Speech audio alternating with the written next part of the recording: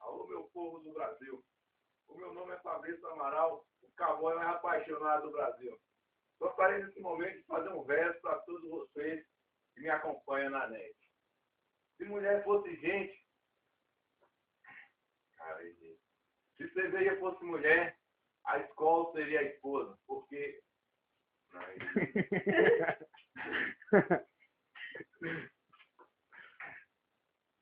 Se cerveja fosse mulher, a Brahma seria a esposa, porque é a número 1. A escola seria amante, porque é a mais gostosa. A carne seria os filhos, porque só dá um dor de cabeça.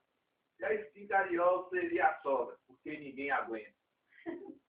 A Antártida seria a puta. Todo mundo gosta, mas ninguém assume. Essa é a minha mensagem. Aí passa para vocês. A gente se vê aí no próximo vídeo. A todos um beijo.